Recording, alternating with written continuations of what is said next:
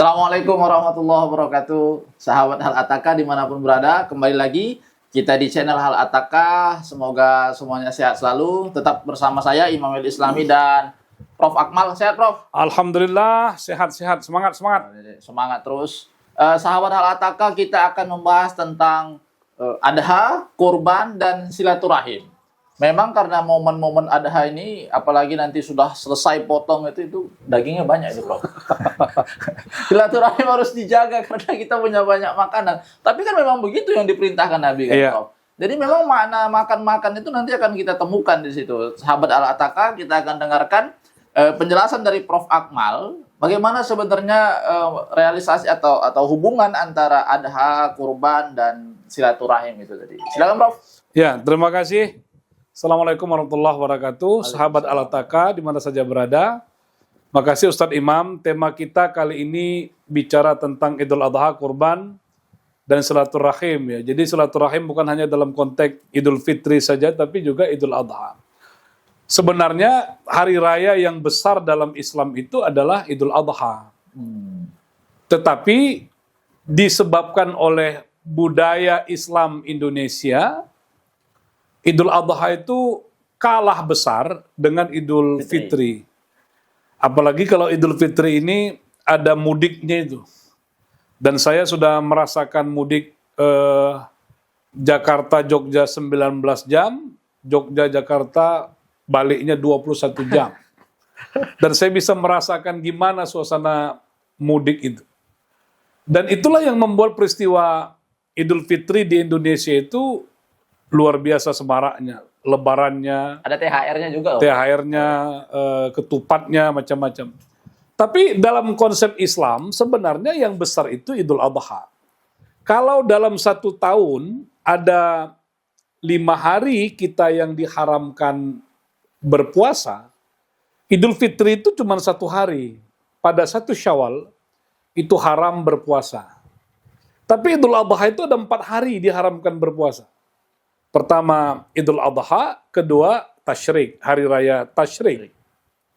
Kenapa 4 hari ini diharamkan berpuasa? Kalau haram berpuasa, maknanya apa? Ya makan, ya jamuan. Mestinya yang kita menyiapkan banyak makanan itu pada Idul Adha. Tapi tradisi kita, makanan itu banyak pada Idul Fitri. Itu yang saya katakan tadi, ada pengaruh budaya. Ya kalau di Timur Tengah, apalagi di Arab Saudi, wajar saja kalau Idul Adha itu menjadi amat sangat semarak karena terkait dengan pelaksanaan haji. Nah, dalam konteks Idul Adha, yang pertama harus kita pahami dalam pengertian 4 hari yang haram berpuasa itu, karena Nabi sendiri dalam satu hadis mengatakan, ayyamu aklin wa syurbin wa dzikrin lillahi ta'ala. Idul Adha yang 4 hari itu adalah hari untuk makan yang enak-enak dan hari untuk zikir. Nah, kenapa dalam konteks ibadah kurban itu dagingnya boleh disimpan? Karena sebenarnya disimpan beberapa hari itu bagaimana kita bisa menjamu? Ya, menjamu orang-orang, terutama orang-orang miskin, anak-anak yatim, orang-orang lemah, itu dijamu.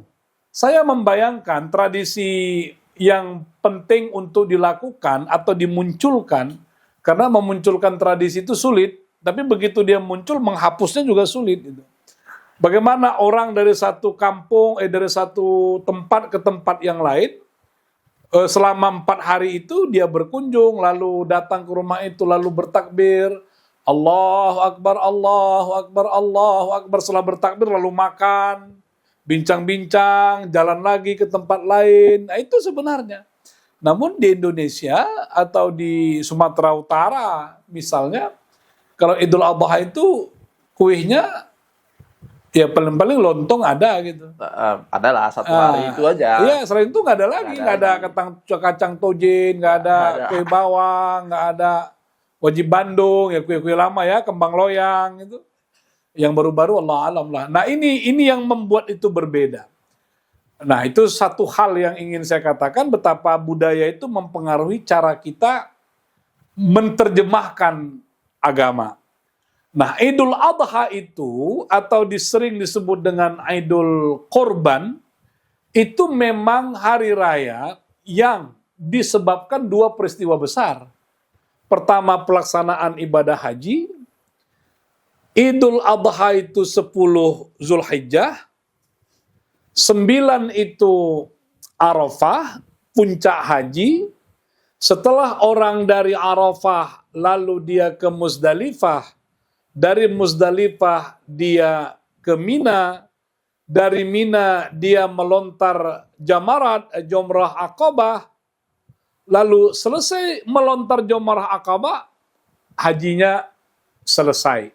Tahap pertama, atau sering disebut dengan dia sudah bertahallul di situ. Dan dia bisa bertakbir. Bertakbir untuk merayakan itu. Sebuah proses haji yang panjang itu telah bisa diselesaikan dengan baik. Lalu dia dirayakan. Merayakannya itu persis sama seperti Idul Fitri. Walitukabbirullaha ala ma hadakum. Dirayakan dengan takbir, dirayakan dengan syukur. Makanya dia menjadi Idul Adha, hari raya Adha, hari raya kurban. Sebenarnya nanti kalau kita rujuk sejarahnya, ini kan mengganti hari raya Arab Jahiliyah yang berbau kemusyrikan-kemusyrikan itu. Nah, lalu peristiwa kedua yang tidak kalah pentingnya itu adalah ibadah kurban. Orang yang tidak melaksanakan ibadah haji, dia tetap mukim di Indonesia atau di kampungnya, pada Idul Adha itu apa amalan yang paling bagus dikerjakan? Itu ya. Jadi amalan-amalan Islam ini ada amalan penghantarnya. Ramadan, Idul Fitri, Haji, Idul Adha. Tapi kalau kita tidak haji, apa amalan yang harus kita kerjakan? Nah, dalam agama, orang yang tidak melaksanakan ibadah haji, agar ia tidak kehilangan momentum Idul Adha yang luar biasa, dia beramal, dia beribadah kurban. Ya, kurban. Kata kurban itu khas Indonesia. Dalam konteks fikih, nggak ada itu disebut kurban. Yang ada al-udhuhiyah. Udhuhiyah itu maknanya sembelihan. Idul Adha itu hari sembelihan. Ya. Udhuhiyah. Sembelihan apa? Hewan. Sembelihan itu kan ada akikah, anak baru lahir, kurban, ada al-udhuhiyah. Nah, bahasa kita menjadi populer kurban, walaupun substansinya sama.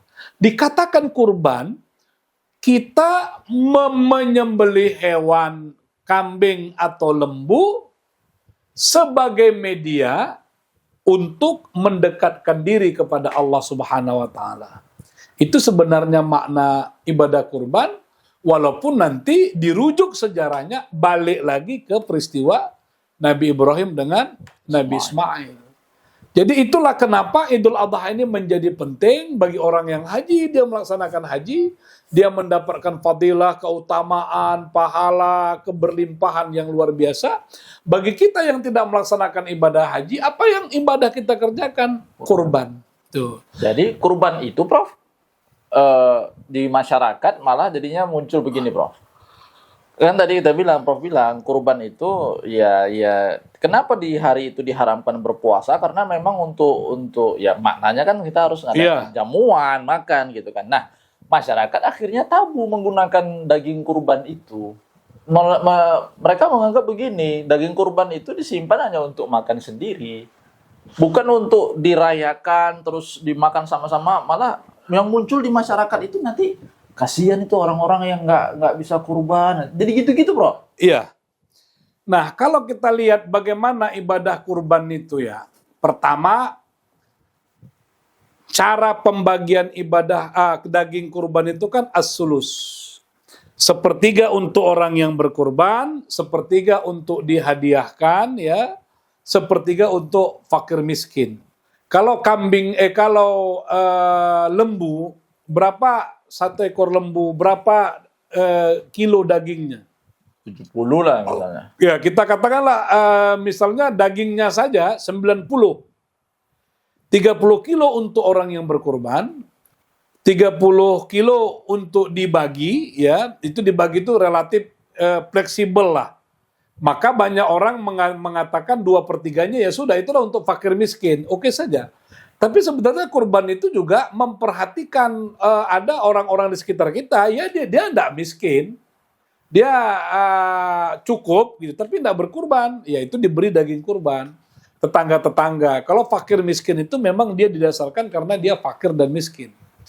Nah 30 kilo ini ya kira-kira untuk orang yang berkurban itu kalau dia lembu kan dibagi 7. Karena 7 orang, kita kan mengambil kurbannya at least. Ya. Ya 30 bagi 7 berarti per orang itu dapat dapat berapa dia itu berarti? 2,5 lah, 2,5 Hah? kilo, 2,5. Masih 14 itu. 30 orang. Enggak, dia 7 bagi 7, 30 kilo bagi 7. Karena kan satu lembu 7 orang tuh. Untuk orang yang berkurban 30. 30 Ah, kilo bagi gitu. 7. Mungkin sekitar 4,2 kilo. Kalau di rumahnya ada 5 orang yang berkurban, kali 4,5 berarti 20. Ya. 20 kilo. Ini kan orang kaya nih. Nah, orang kaya yang berkurban itulah sebenarnya sangat dianjurkan untuk menjamu orang. Tentu bukan hanya daging kurbannya saja.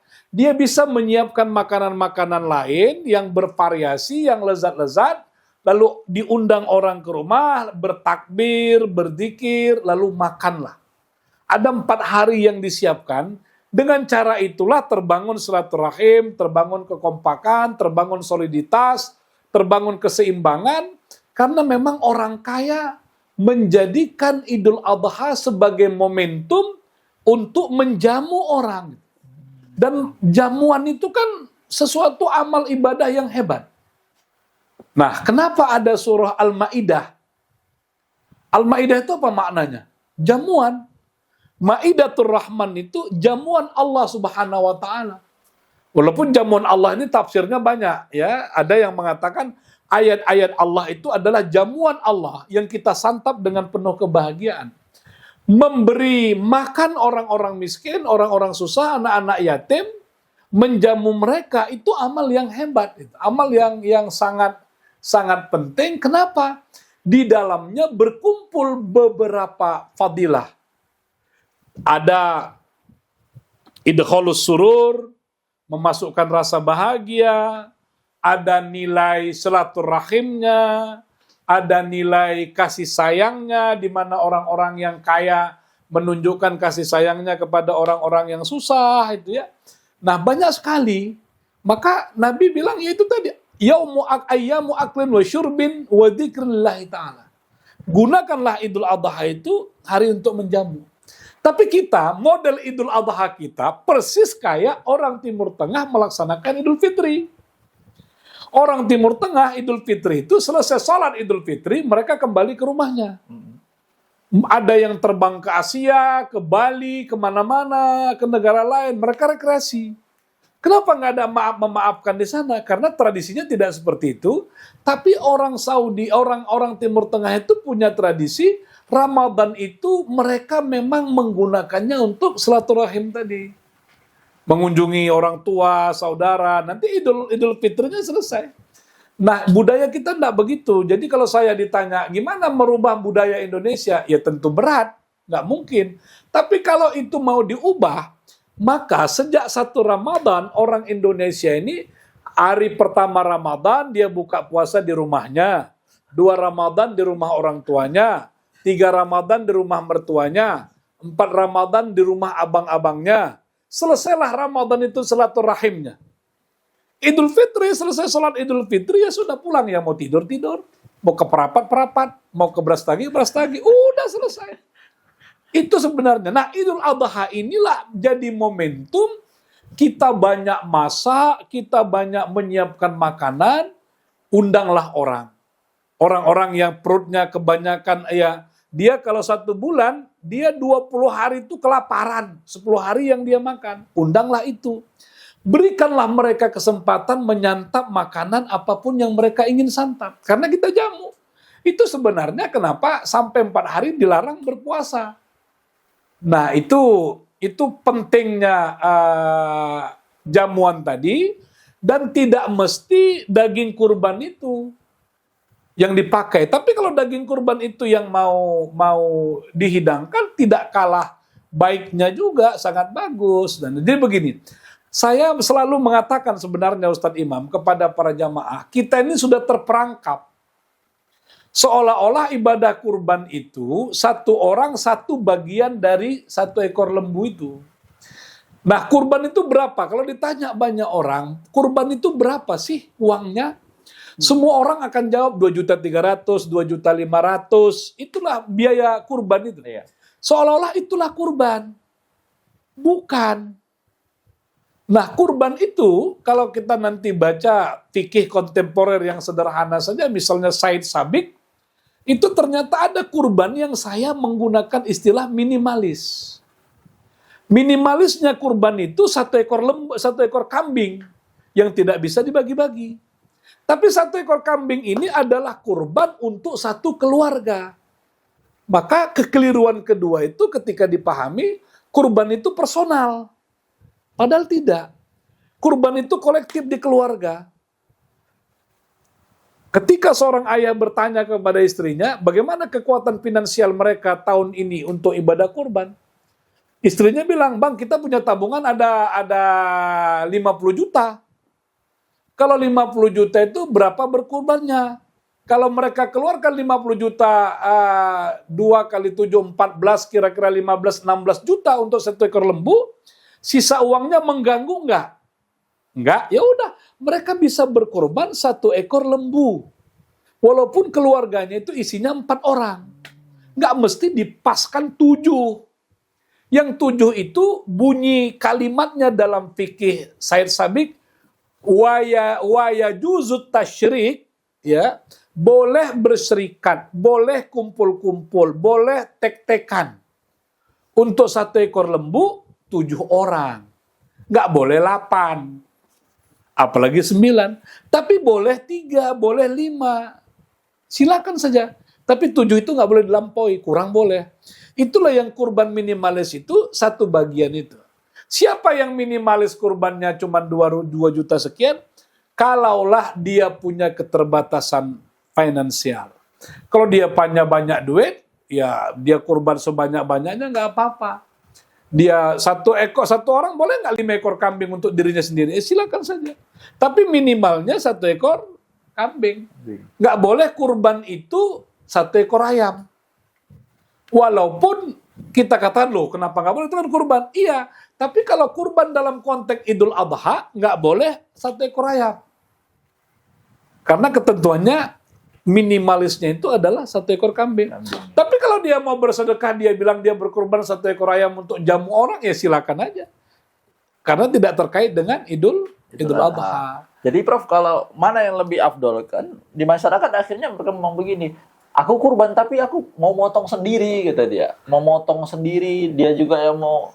Ada masyarakat yang bilang dia harus mengerjakan sendiri. Nah, kekeliruan kita yang ketiga, tadi yang pertama tadi, keliru kita menganggap kurban itu satu bagian itulah kurban. Padahal itu kurban yang amat minimalis. Yang kekeliruan kita yang kedua itu 1 ekor kambing harus untuk 1 orang. Maka banyak keluarga yang berantem. Kemarin tahun lalu ayah, ini ayah lagi, ayah terus gitu. Padahal enggak. Sepanjang bisanya 1 ekor kambing, dia berkurban untuk 1 keluarganya.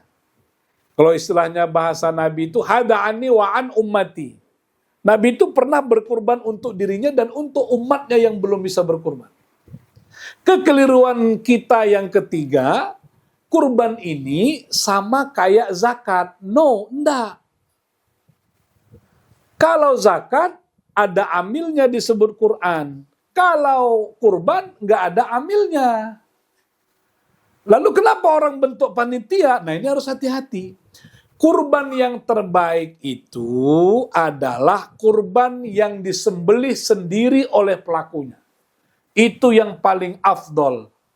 Dialah bisa mengukur dalam arti kata mempersembahkan kurbannya. Ya Allah, ini kurbanku tahun ini ya Allah karena mengharap ridhomu. Itu lebih terasa. Tapi kan nggak semua orang bisa menyembelih. Maka dibentuklah panitia.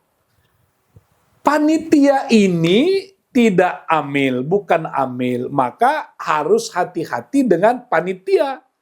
Panitia merasa berhak membagi-bagikan kambing itu kemanapun yang dia mau, kemanapun yang dia ambil. Kekeliruan berikutnya. Di masjid kita ini, di sini, di Muhajirin, saya minta panitia itu membedakan. Berapa harga lembunya, berapa operasionalnya, nggak boleh digabung. Kalau lembunya itu 2.250.000 operasional, maka jadinya 2.500.000. Tapi harga lembunya nggak boleh di bawah 2.250.000 sepanjang ada. Ternyata lembunya hanya 70 kilo, bisa 2 juta kali 7, 14 juta. Kan berarti ada kelebihan 250.000. 250.000 ini harus dikembalikan kepada orang yang berkurban. Kalau dia kata-kata cukuplah itu saya kasih ke panitia, silakan. Itu. 250.000 itu adalah uang yang dipakai oleh panitia mengoperasionalkan itu. Beli plastik, pisau, atau apa yang diperlukan. Termasuk ngopi-ngopinya, kopi-kopinya tukang menyembelih itu, dari mana uangnya? Itulah operasional. Untuk menjaga kemurnian ibadah, jangan ditetapkan kurbannya 2.200.000, tapi panitia mengotak-atik bagaimana supaya bisa dapat kurban yang 2 juta limpul, sehingga 150 bisa dipakai untuk panitia. Itu yang salah. Jadi panitia itu adalah perpanjangan tangan dari orang yang berkurban, meminta bantuan panitia untuk membereskan, menyelesaikan kurbannya itu. Wajar mereka dapat upah. Dan tidak boleh kurban itu jadi upah. Ini kekeliruan berikutnya.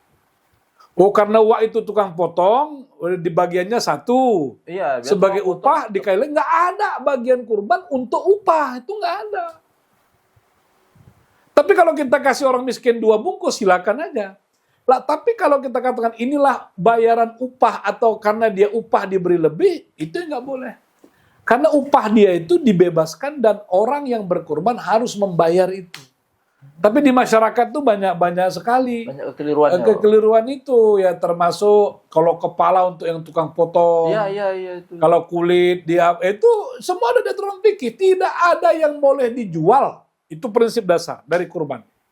Kulitnya nggak boleh dijual, apalagi yang bisa dijual itu. Tapi kalau nggak ada yang menggunakan, memanfaatkannya, boleh dijual, boleh. Ini yang kedua. Yang pertama tadi, kalau ada orang memakan kulit, kulitnya dibagi. Tapi kan memakan kulit ini ribet, harus potong, harus bersih, jadi kikil itu kan ribet itu. Dibakar lagi. Ketimbang dibuang orang kulit itu dijual. Uangnya nggak boleh untuk operasional. Uang hasil penjualan kulit harus kembali diserahkan kepada fakir miskin itu. Beberapa tempat itu sudah menerapkan, ya. Ada yang mereka beli bumbu dari pajak, lalu nanti kepada khusus orang-orang miskin yang hidupnya sulit, mereka dapat daging kurban sekaligus dapat bumbu gitu. Ada yang Muhajirin gitu loh. Ada, kita dulu uang kulit. Jadi uang kulit itu, kulitnya dijual, uangnya itu dikembalikan lagi fakir miskin. Tidak boleh untuk kas masjid. Tidak boleh juga untuk biaya operasional. Ya, dia harus benar-benar habis dikurbankan atau dalam satu paket ibadah kurban itu. Nah, hati-hati juga orang yang berkurban, dia berkurban tapi dia mengorbankan orang lain. Nah, itu harus hati-hati. Berkurban Mengorbankan orang lain. Dia kan berkurban tuh, harusnya dia yang nyembelih, dia yang kuliti, dia yang memang itulah kurban.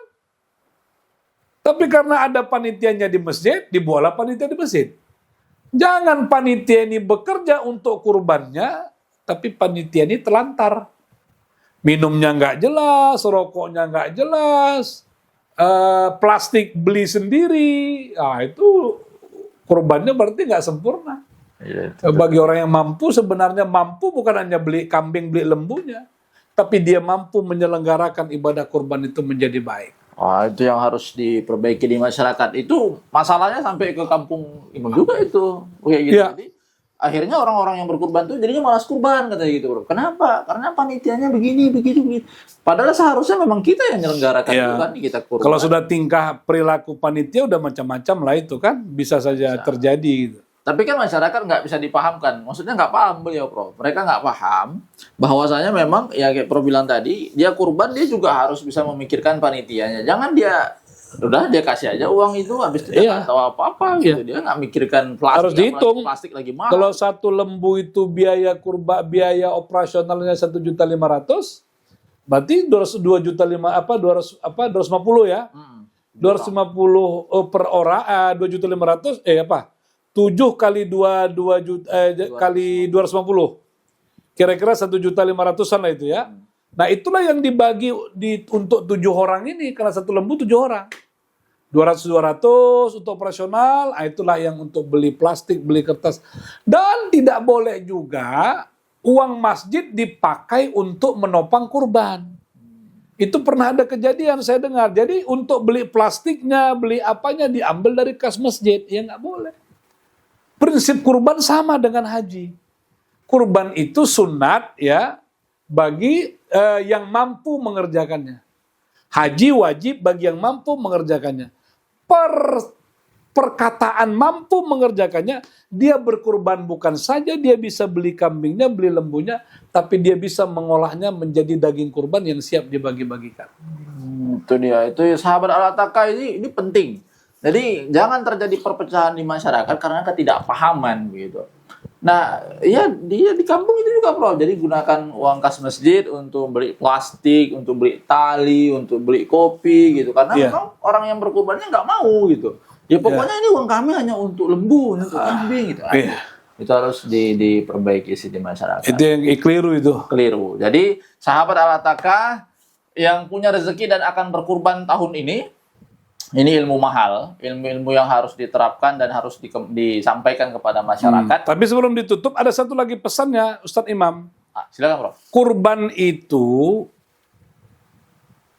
walaupun dia menyerahkan kurbannya lembu, atau kibas, atau kambing, sesungguhnya dia harus lebih dahulu menyembelih dirinya. Apa yang dia sembelih pada dirinya itu? Ego, sifat-sifat buruk, segala macam sifat buruk yang ada pada binatang, itulah yang harus disembelih. Makanya kurban itu bukan pemberian pemberian kasih sayang. Tidak, kurban itu adalah simbolisasi ketika kita diberikan rezeki yang banyak, kita berbagi dengan orang lain hanya karena memati perintah Allah, dan kita juga menyembelih ego-ego kebinatangan pada diri kita. Sehingga kita benar-benar menjadi manusia yang otentik. Orang yang pulang haji menjadi manusia yang otentik, orang yang berkurban pun manusia yang otentik. Apa itu manusia otentik? Yang cenderung pada kebenaran, kebaikan, dan keindahan. Kira-kira begitu. Begitu dia dipotong juga lah nafsu setannya dalam diri. Itulah, Prof. Iya. Sahabat Al-Ataka, terima kasih. Ini ilmu yang mahal, silahkan kita terapkan, kita sebarkan kepada masyarakat dan lingkungan di sekitar kita. Mudah-mudahan jadi amal untuk kita semua dan perbaikan diri. Jadi manusia yang insya Allah kembali ke jalan yang lurus lah. Begitu. Terima kasih, Prof. Kita sampaikan. Terima kasih. Terima kasih, sahabat Al-Ataka. Assalamualaikum warahmatullahi wabarakatuh.